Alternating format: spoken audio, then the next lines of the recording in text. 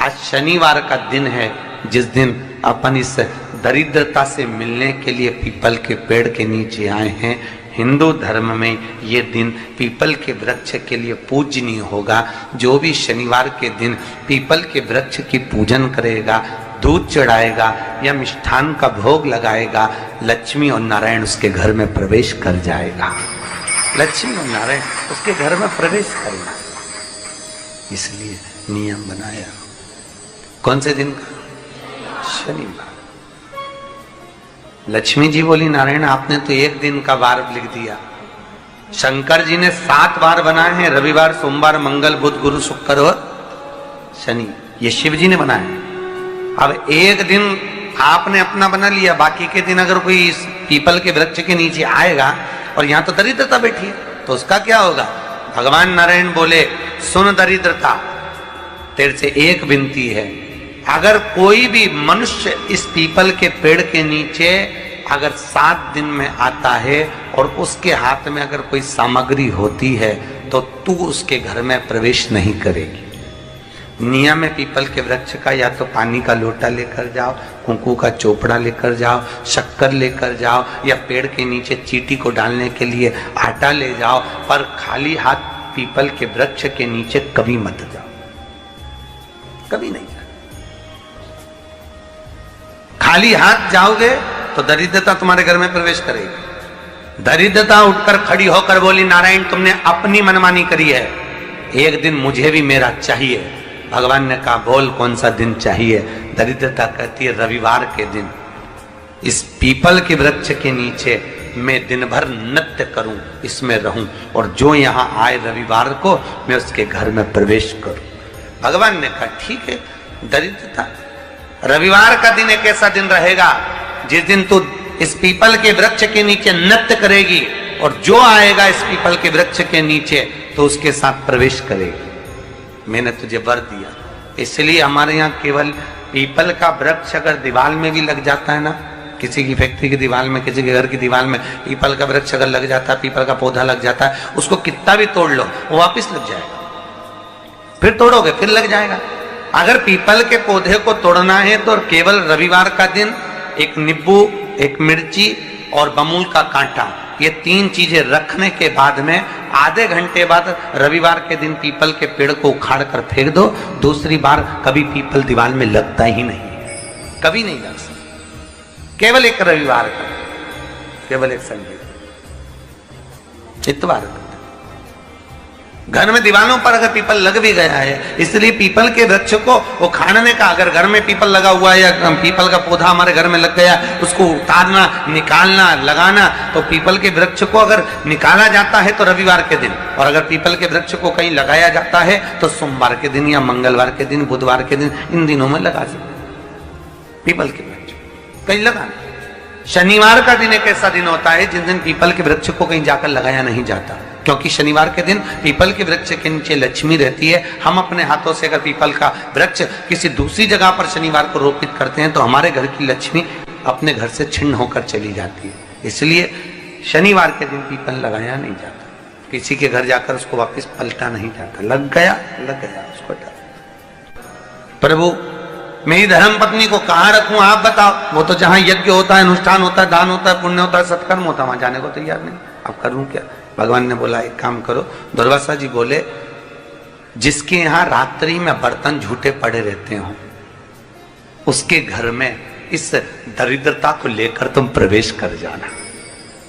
जिसके यहां रात्रि में बर्तन झूठे पड़े हो वहां लेकर प्रवेश कर जाओ। दूसरी जगह दुर्वासा जी बोले, जो स्त्री घर में दोपहर के समय पर सो रही हो उसके घर में इसको लेकर प्रवेश कर जाइए।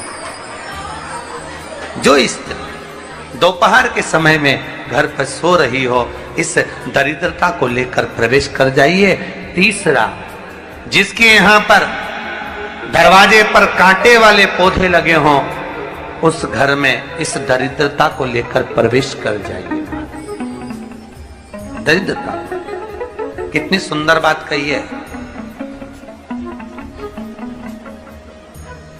दाता और विधाता, कौन कौन? दाता और विधाता, लक्ष्मी और दरिद्रता के सगे भाई हैं। कौन कौन? दाता और विधाता। दाता को फिटकरी प्रिय है, विधाता को नमक प्रिय। ये दोनों हमेशा लक्ष्मी को और दरिद्रता को दोनों को समझाते थे, दोनों में प्रेम बढ़ाते थे। आज भी हिंदू धर्म की रीति है, यहां तो ठीक है, जिसके यहां पर भी अगर थोड़ी सी भी परेशानी होती है, थोड़ा सा क्लेश होता है, अशांति होती है, लक्ष्मी नहीं दिख रही हो, काम नहीं बन रहे हो, बहुत प्रयास करा जा रहा हो और हमारा कार्य नहीं होता, तो क्या करते हैं? फिटकरी और नमक को पानी में डाल देते हैं और घर में पोछा लगा देते हैं। आप लोगों ने आजकल फेसबुक पे भी पढ़ा होगा, व्हाट्सएप पे भी पढ़ा होगा। तो क्यों लिखा उसमें? उसका कारण ही केवल ये है कि दाता और विधाता की प्रियता उसमें। माता ख्याति के जो 4 बच्चे हुए, इसमें जो 2 लड़के हैं, दाता और विधाता, उसकी प्रियता उसकी पूर्णता उसमें। श्री शिवाय नमस्तुभ्यं। शिव महापुराण कहती है, अगर एक दिन शिव महापुराण की कथा कहती है, शनिवार के दिन अगर शिव की आराधना करी जाए, शनिवार के दिन अगर शंकर को जल चढ़ाया जाए, तो जिंदगी में व्यक्ति की कभी अकाल मृत्यु नहीं होती। कि बैसाख महीने में पवित्र वृक्ष के जड़ में 1 लोटा जल समर्पित कर देने पर और वहां की जो रज है उसको मस्तक पर चढ़ा लेने पर 84 लाख योनियों से मुक्ति मिल जाती है। 84 लाख योनियों। आप में से कितनी माताएं या कितने भाई लोग बैठे हैं जो शंकर जी के मंदिर पर जाते हैं और मंदिर पर जब जाते हैं, वापिस जब लौट कर आते हैं, तो मंदिर की चौखट का स्पर्श कर कर अपने मस्तिष्क पर उस रज को लगाते हैं? आप में से कितने लोग हैं बहुत सारे? ठीक है। अब जितने लोगों ने हाथ उठाया और नियम से अगर शंकर मंदिर की दरवाजे की चौखट पर भगवान शंकर को जल चढ़ाने के बाद जब आप लौट कर आ रहे हैं और उनकी चौखट पर आपने हाथ फेर कर अपने मस्तिष्क पर उस रज को लगाया है, वो धीरे धीरे अपने भाग्य की ओर देखते हैं। तारीख लिख लेना कि मैंने इतनी तारीख से मंदिर जाना चालू करा, इतनी तारीख से मैं ये काम कर रहा हूं और इतनी तारीख तक मुझे ये फल की अनुभूति हुई। शनिवार के दिन जो पीपल के वृक्ष में सरसों के तेल का दीप लगाता है, उसको शनि कभी परेशान नहीं करता। एक बात हमेशा ध्यान रखिएगा, मान लो अच्छे काम करते करते उल्टे हो रहे हैं, होते किसी किसी के साथ में, विपरीत परिस्थितियां आ जाती है, अच्छा करने जाओ बुरा हो जाता है, अच्छा कर्म करने जाओ बुरा हो जाता है। तो पीपल के वृक्ष की जो छाल होती है, छाल देखिए, पीपल के वृक्ष में जो छाल लगी होती है, उस छाल को घिसकर चंदन बनाकर भगवान शंकर का स्नान कराकर, अभिषेक कराकर, पूजन कराने के बाद में पिपलेश्वर महादेव का नाम लेकर, कौन से महादेव? पिपलेश्वर महादेव का नाम लेकर वो जो घिसी हुई छाल होती है, उस छाल का तिलक भगवान शंकर को लगा लो और उसी का थोड़ा सा भाग अपने कंठ पर, मस्तक पर लगाना प्रारंभ कर दो। धीरे धीरे जो विपरीत दशा है वो सुधरना प्रारंभ हो जाती है। पर नाम याद रखना, पिपलेश्वर। आज शनिवार का दिन है, जिस दिन अपन इस दरिद्रता से मिलने के लिए पीपल के पेड़ के नीचे आए हैं। हिंदू धर्म में ये दिन पीपल के वृक्ष के लिए पूजनीय होगा। जो भी शनिवार के दिन पीपल के वृक्ष की पूजन करेगा, दूध चढ़ाएगा या मिष्ठान का भोग लगाएगा, लक्ष्मी और नारायण उसके घर में प्रवेश कर जाएगा। लक्ष्मी और नारायण उसके घर में प्रवेश करेगा। गौ माता को अपने घर से 1 रोटी देना चालू कर दीजिए, जिंदगी में कभी धोखा नहीं खाओगे। शिव शंकर जपूं तेरी माला, भोले बाबा जपूं तेरी माला, भोला सब दुख ओ भोला सब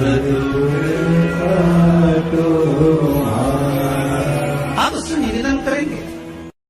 गरुण घंटी देखी आपने? वो बजाते हो गरुण जी महाराज की घंटी, ये घंटी का नाद कहाँ कहाँ करना चाहिए? गरुण घंटी का नाद किया जाता है सबसे पहले भगवान के सम्मुख में, ठीक है। दूसरी जगह गरुण घंटी का नाद करना चाहिए फिर अपने रसोई घर में जहां पर परिंदा भरा है उस स्थान पर, पितरों की शांति के। तीसरी जगह जहां पर अपना लक्ष्मी रखते हो, अलमारी तिजोरी, उसके पास में। चौथा घंटी का नाद करना चाहिए दरवाजे के पास में, दरवाजे के अंदर के भाग में। फिर पांचवा, गरुण घंटी को घर के बाहर, घर से दरवाजा लांग कर बाहर खड़े होकर घंटी का नाद किया जाता है। कहते हैं जो ये 5 जगह पर घंटी का नाद करता है उसके घर में कभी संपदा की कमी नहीं होती। इतना गरुण घंटी के नाद की महत्वता है। और दुनिया के लोग इतने आलसी हैं, बस भगवान की आरती करे तब घंटी बजाए, उसके सिवा धर दे होते। तो मालूम ही नहीं कि घंटी कितनी जगह बजाना चाहिए, घंटी का नाद क्यों करा जाता है।